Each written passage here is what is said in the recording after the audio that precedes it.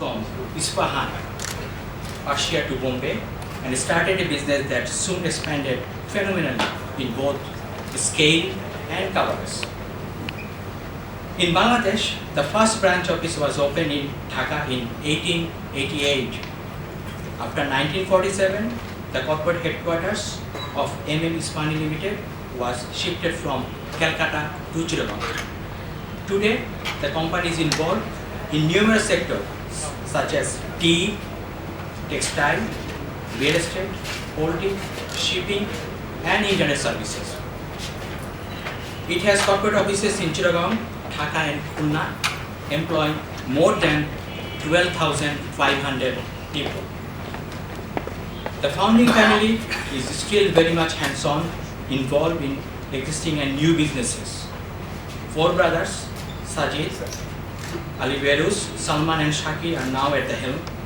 But over time, the owners have also been able to instill professional and structured management across the businesses at different levels so that processes are self-sustaining. Our respective speaker, Mr. Mirza Salman Ispani, took charge and joined the legacy as managing director in 1993. Mr. Salman Ispani received various awards as recognition to his leadership and management skill. All of us who are Bangladeshis think about tea as one of those products which are integrally involved in our notion of what is Bangladesh. You know, it used to be when we were young that it was jute and tea. That's what characterized Bangladesh. And even though Bangladesh has expanded into many manufacturing, garments and so on, but I think tea remains an iconic product. And there are many issues which I'm sure Salman will explicate on, from everything from why is it that we are not exporting as much as I understand as we could, what are the problems, what are the prospects, what are the challenges, and I can think of no better person than Salman Ispani to take us through this complicated, complex, nuanced discussion. That's sustainability. Last month I was in Maryland, USA, and I had to take my wife for grocery shopping. We went to an Indian or a Pakistani store. So while she was doing the grocery and looking at halal meat, I was looking around in the shop to see what is there. They were all mainly Indian and Pakistani stuff, products. But yes, guess what? You're right. There was Isfahan tea out there in Maryland. It felt good that the only thing from Bangladesh was in that store, the Isfahan tea. So it is spread all over and it works. And when it comes, basically also that we are now not only the business side of the Ispani, they are very strong and historically in CSR, corporate social responsibility, as the Dean has mentioned about the schools and everything, and they continue to do so. They promote cricket. They have a big contribution in what cricket is today. Initially, when it was not there, it is the groups like Ispahanis and few others, and the Imam, Mr. Qadir Islam, and others who actually went and helped and provided the finance and the guidance to promote cricket. Today we are very proud of our cricket. Golfer also promotion, and soon to be in squash too, very soon too as well.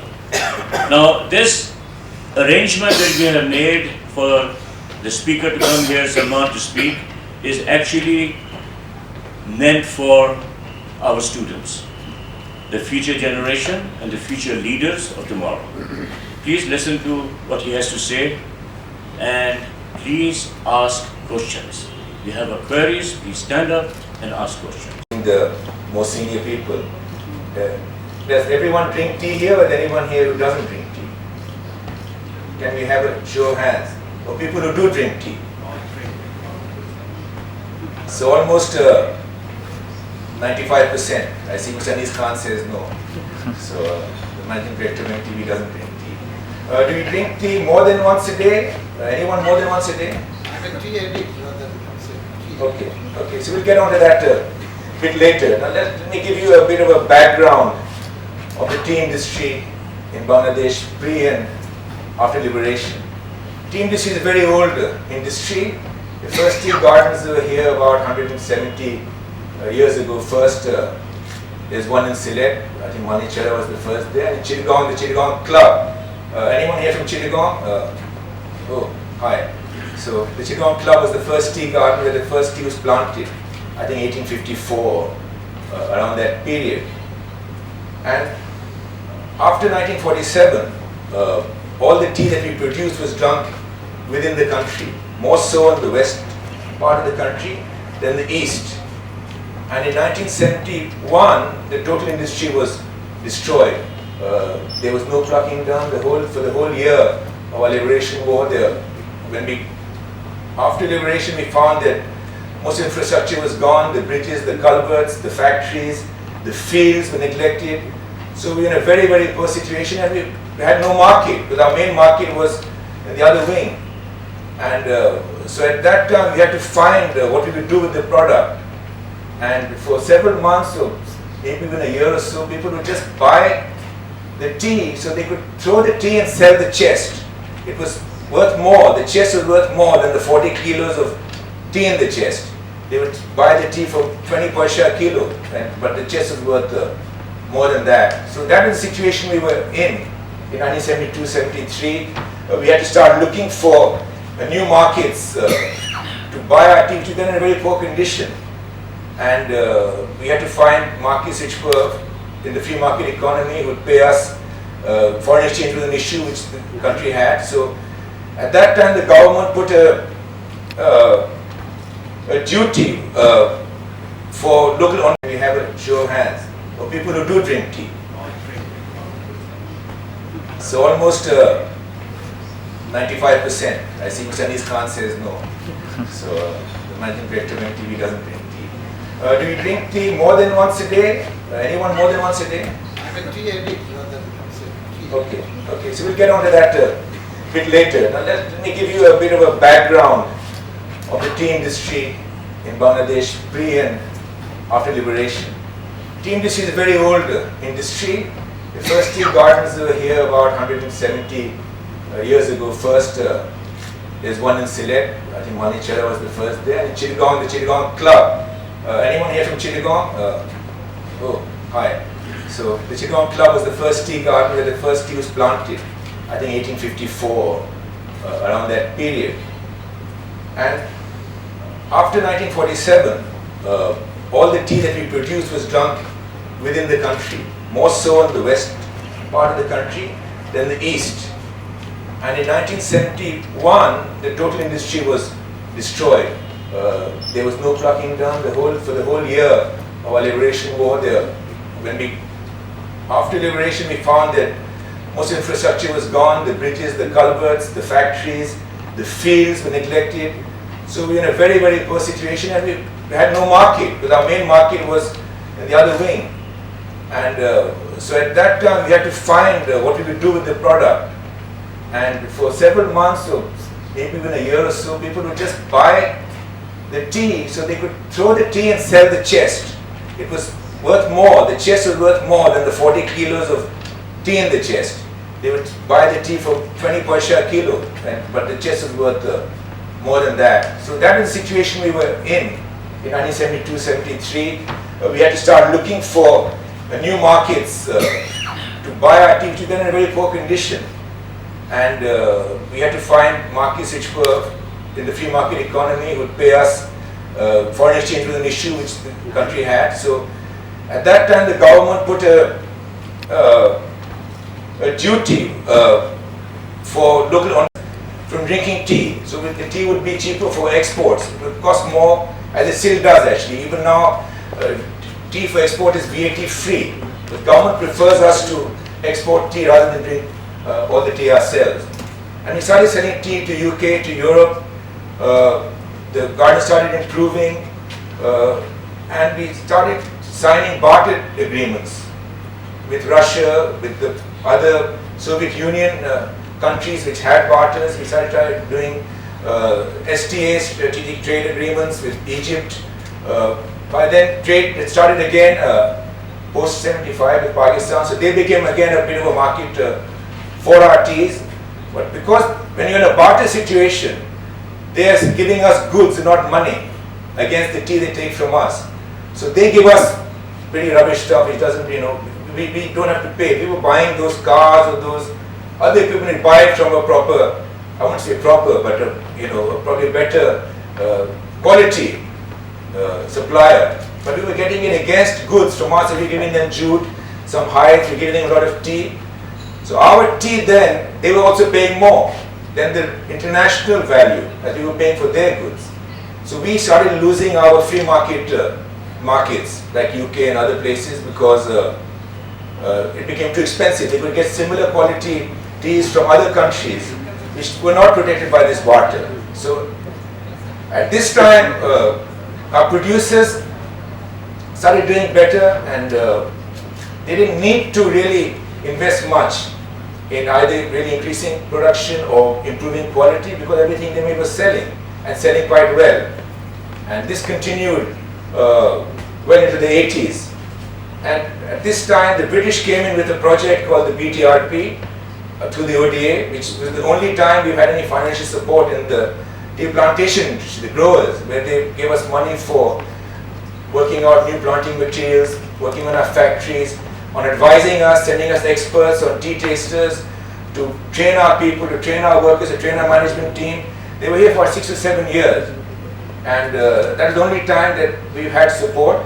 And this was like as a loan to the industry, a low interest received by the government. They charged a bit of a service charge on that and got the money back. And the whole amount wasn't much, it was like 40 million pounds or not much more than that, which was 100% paid up. And since then we've been telling the government, lend that money back to us, because it actually was for the tea industry.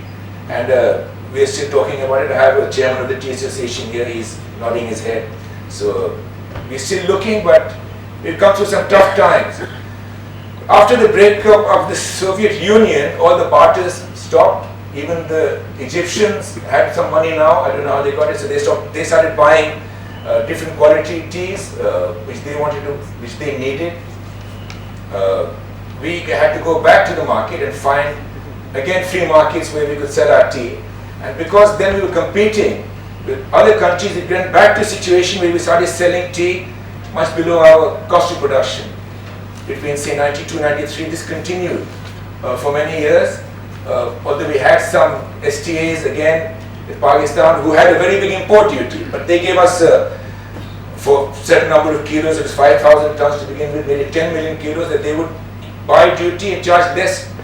They would buy tea from us but charge less duty. So there again was the distortion of price.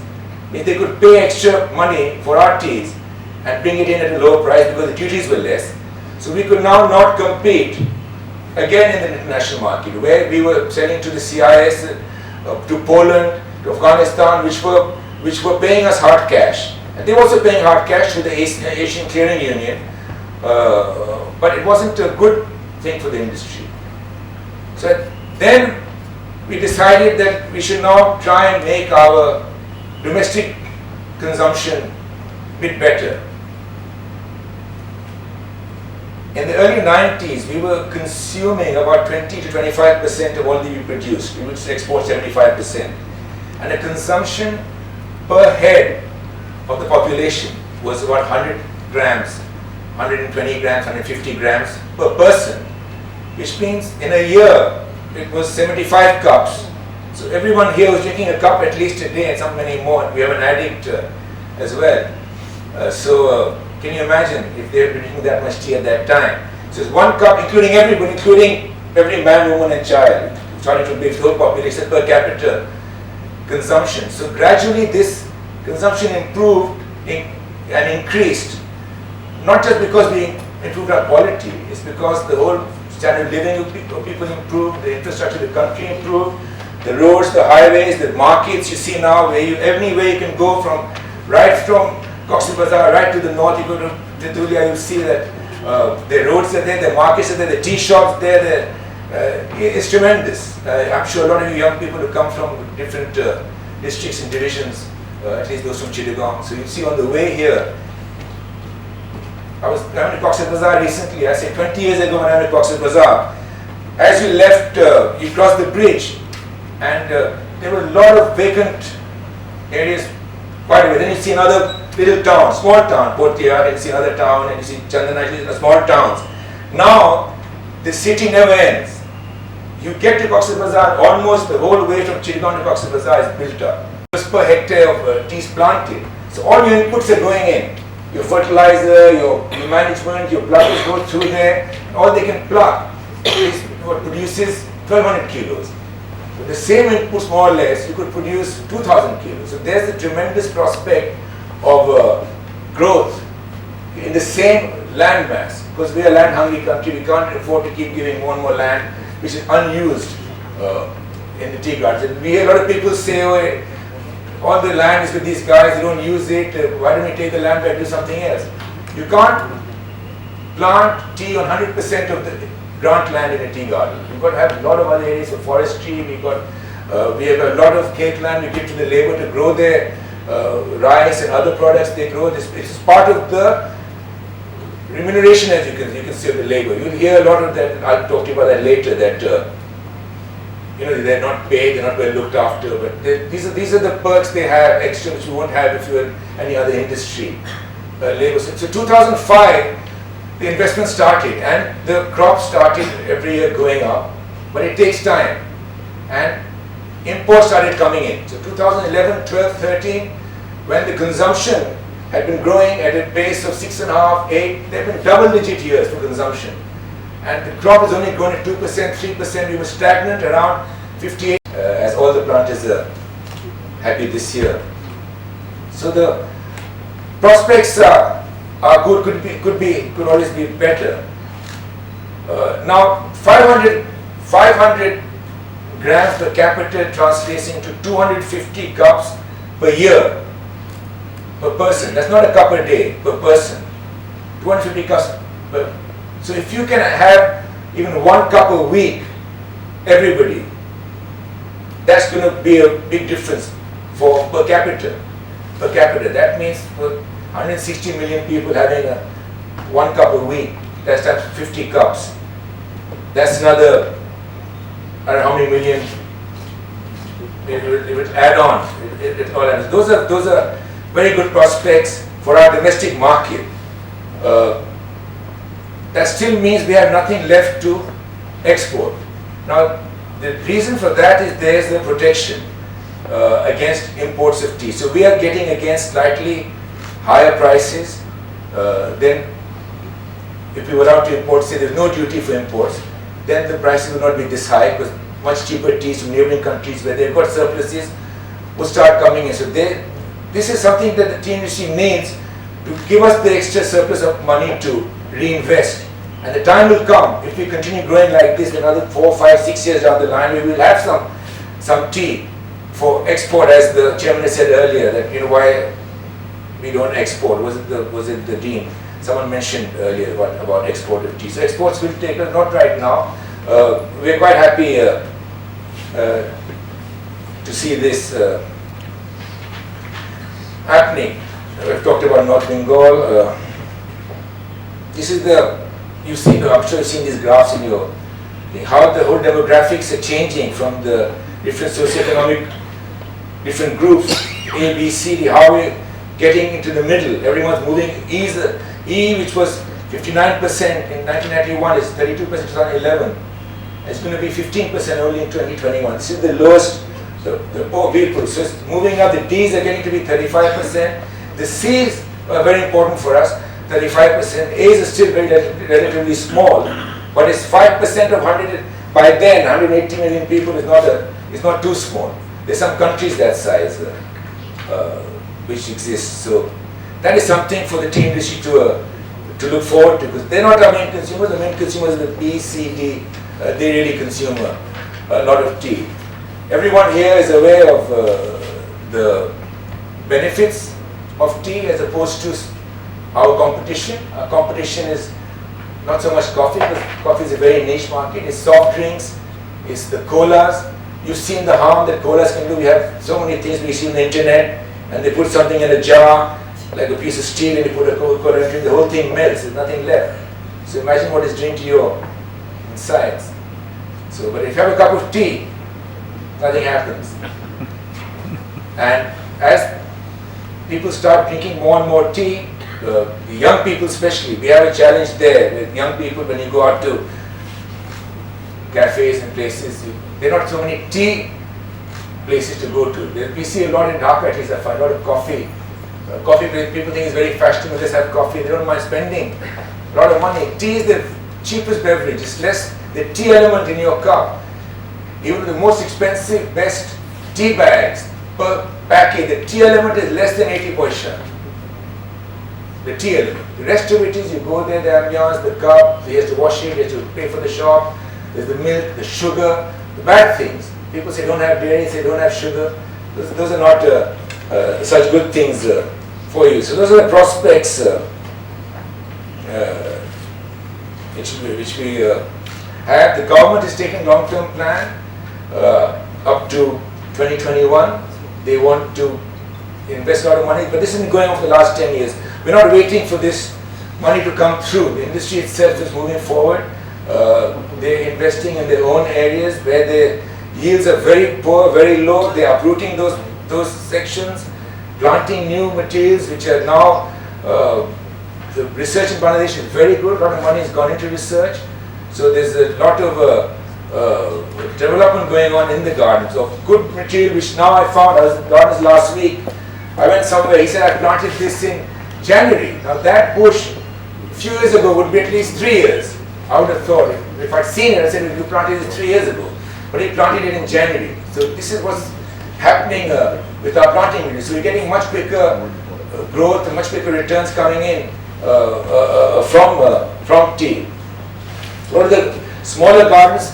The big groups are coming in. They're buying out some of the smaller gardens where they're not so financially strong. The owners, the family gardens, the historically owned gardens, and the new groups coming in are investing a lot of money, very professional, and they've turned several of these gardens around, and they produce some of the best quality teas with very good high production, etc. A lot of money required with the crop growing. When the crop grows, you've got to have a factory that size to make sure that you can manufacture the leaf that's coming. Even this year, with the sudden spurt, no one expected. We knew that 1 year is going to happen, but it happened this year. And many of us rang each other up and said, do you have any capacity? I've got leaf. And leaf can't stay too long. You've got to get a leaf, you've got to wither it, and you've got to cut it in 24 hours, 36 hours. But if you don't have the capacity, because you're not really prepared, and if you start preparing now, it'll take us till next season to get the new lines. You can't just go and say, I'll buy a knitting machine and put it on the line, or a new spinning machine. It takes time. You've got to get the infrastructure in place. We need power, which we are short of. There's a gas issue. In Chittagong Gardens, don't have any gas. The Silet Gardens, which have gas now, a lot of industries will come up in Hobbyganj area. So we recently found that when they take the pressure for their denim or the ceramics, the pressure falls for our dryers and our generators. I think they sorted a part of that out. Great prospects for employment in the whole part of the chain, starting from the production level. The tea gardens used to be a prime job in 40, 50, 30, 25 years ago. Everyone would say, get rid of the garden. But when you get every cup, tea is sold in an auction system. Every week of the year, say 46 weeks of the year, we have an auction where it's like an auction. You see the lot number 1, 2, 3, 4. They send you a sample, like you would say, painting auction. Number 1, 2, 3, 4, and then the auctioneer stands in, and all the buyers, they've tasted each cup of tea, so they know what it's like, where they need it, what the value should be, and then they bid on it. And after 3,000 lots in a sale in the peak season, say there's an auction tomorrow, it's about 46,000 packages. So it's about 2.3 million kilos of tea will be sold tomorrow. And you buy it on the Tuesday, you pay for it after 13 days. Each lot is one contract. So the 3,000 contracts will be done tomorrow. By tomorrow night, you will get a contract number with the number of kilos you bought, the chest, and where it's lying, which warehouse you can take delivery from. And out of the 3,000 contracts, there's not one contract failure. Not one guy says sorry, because he's paying after 13 days and there's a sale next week and the market may come down 10, 15 taka, 10 taka, because sometimes quite volatile. So then you're very tempted to say, look, why did I pay so much? And it happens in so many industries. I work in the cotton industry. If the market goes up 2 cents, we get very scared. Will I get my shipment? You know, because, and these are from European merchants.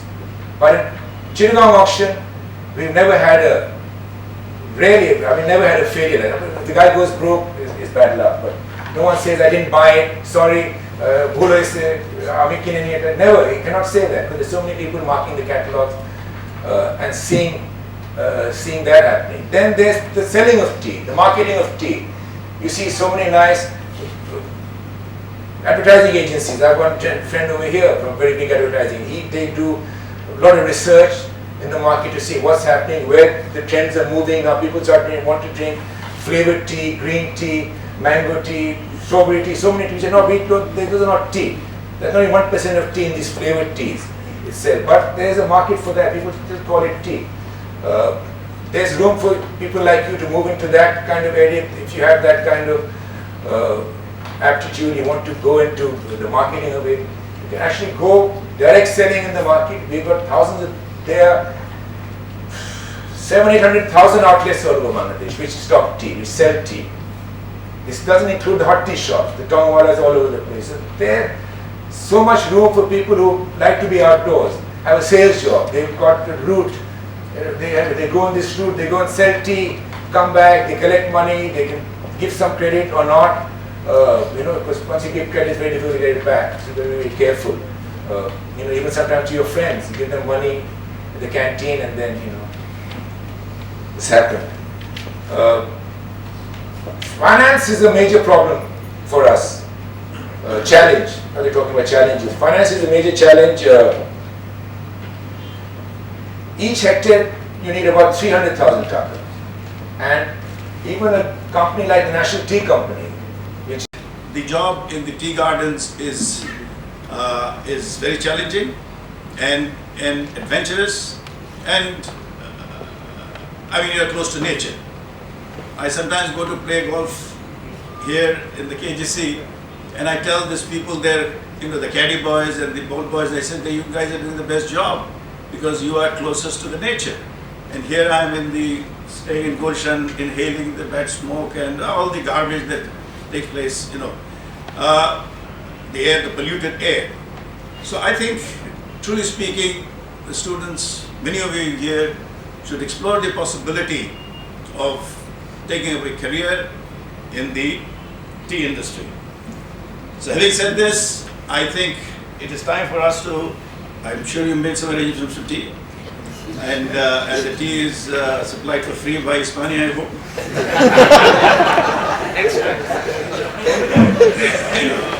So I thank everybody for being here. You made it really great, and we have learned a lot this afternoon. And I must once again thank Salman. I have the chairman of the tea industry here, tea association, and quite a few other tea personalities also have taken the trouble of coming here. Thank you very much. And